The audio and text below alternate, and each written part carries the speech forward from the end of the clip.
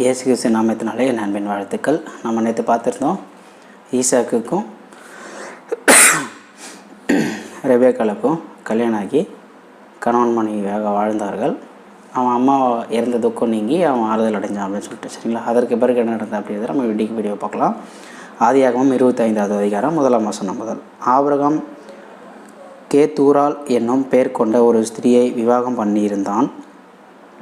அவள் அவனுக்கு சிம்ரானையும் எக்ஷானையும் மேதானையும் மீதியானையும் இஸ்பாக்கையும் சூவாகையும் பெற்றாள். யாக்சான் சேபாவையும் தேதானையும் பெற்றான். தேதானுடைய குமாரர் அசுரிம், லெத்துசீம், லெயுமீம் என்பவர்கள். மீதியானுடைய குமாரர் ஏப்பா, ஏப்பேர், ஆனோக்கு, அபிதா, எல்தாகா என்பவர்கள். இவர்கள் எல்லாரும் கேத்தூராளின் பிள்ளைகள். ஆபிரகாமுக்கு தனக்கு உண்டான யாவையும் ஈசாக்குக்கு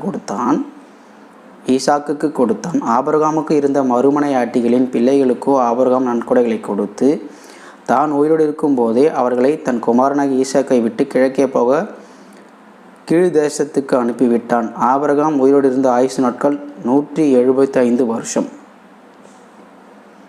அதாவது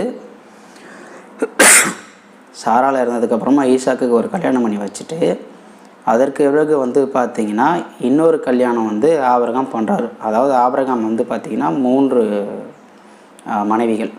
சாரால், ஆகார், 3வது பார்த்திங்கன்னா கேத்துராள் என்ற பெண். கேத்துராளுக்கு பார்த்திங்கன்னா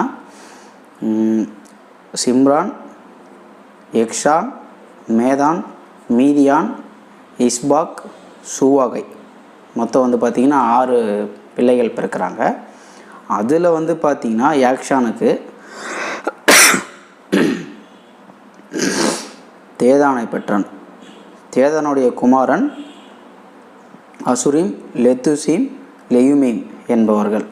மீதியான குமாரன் அவங்களுக்கு ஒருத்தருக்கு 3 பிள்ளைகள் 2 பிள்ளைகள்னு சொல்லிட்டு பிறக்கிறாங்க, சரிங்களா? அதில் ஆபிரகாமுக்கு இருந்த எல்லாற்றையும் ஈசாக்கும் கொடுத்தான். ஈசாக்கு கொடுத்தது மீதியாக இருக்கிற அவனுடைய நிலமோ பங்கோ சொத்தோ அந்த மாதிரி பார்த்திங்கன்னா 3வது மனைவிக்கு கொடுத்த அந்த பிள்ளைகளை கிழக்கு தேசத்துக்கு அனுப்பி வைக்கிறாரு, சரிங்களா?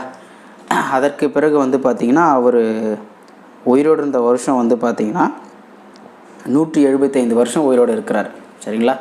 இதற்கு பிறகு என்ன நடந்தது அப்படின்றத நம்ம வீடியோவை பார்க்கலாம். நாளைக்கு வீடியோவை பார்க்கலாம். கர்த்தர் உங்களை ஆசீர்வதிப்பாராக. ஆமென்.